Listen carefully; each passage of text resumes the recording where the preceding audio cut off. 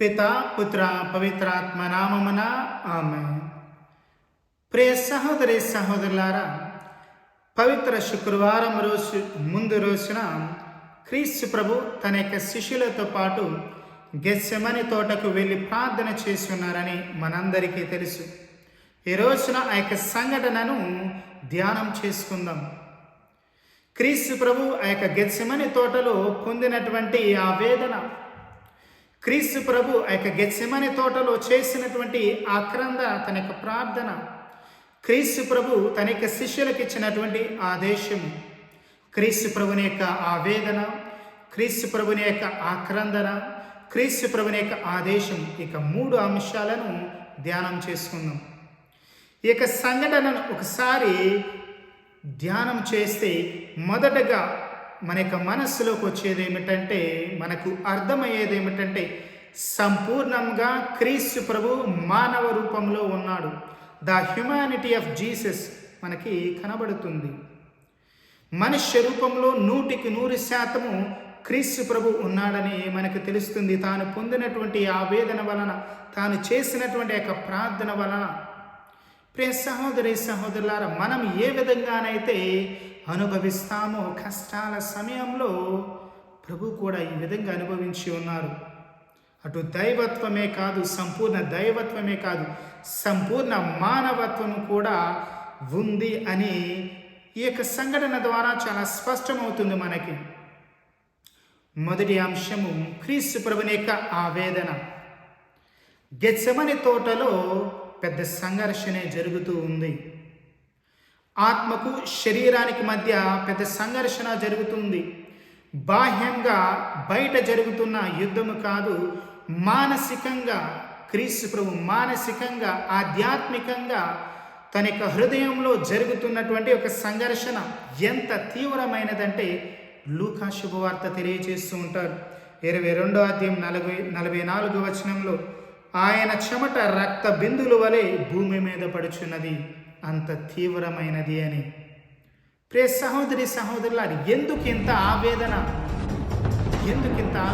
అంటే, ఇదిగో పవిత్ర శుక్రవారం రోజున శారీరక శ్రమలు, శారీరకంగా మన యొక్క పాపాలను మోయకముందే, ఆ యొక్క శిలువ రూపంలో మోయకముందే మానసికంగా ప్రభు మోస్తూ ఉన్నారు. ఆ యొక్క పాప భారాన్ని ఒకరోజు ముందునే మానసికంగా మోస్తూ ఉన్నారు. ఇదిగో యొక్క ఆవేదన దుఃఖముతో, భయముతో, నిరాశతో వచ్చినది కాదు, పాప భారంతో పొందినటువంటి ఆవేదన.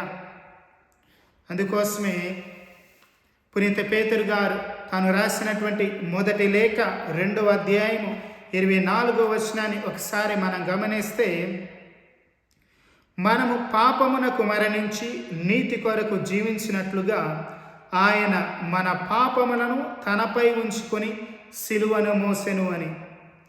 అదేవిధంగా పునీత పౌలు గారు కొరింథీయులకు రాసిన 2వ లేఖ 5వ అధ్యాయం 21వ వచనంలో ఒకసారి గమనిస్తే, క్రీస్తు ప్రభు పాపరహితుడు, కానీ దేవుడు మన నిమిత్తమై ఆయనను పాపముగా చేసెను, ఏలైనా ఆయనతో ఏకమగుట వలన మనము దేవుని నీతిగా రూపొందవలనని అట్లు చేసెను.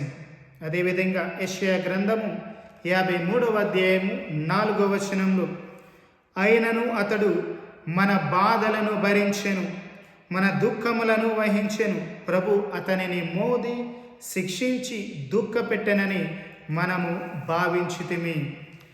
క్రీస్తు ప్రభు పాపరహితుడైనా కానీ మన యొక్క పాప భారాన్ని మోసి ఉన్నారు. ఇదిగో ఆది నుండి ఉన్నటువంటి పాపము, ఇశ్రాయేలు ప్రజల యొక్క పాపము, మన యొక్క పాపము, వీటన్నిటిని కూడా ఇదిగో తన యొక్క మనస్సులో మొదటగా మోస్తూ ఉన్నారు.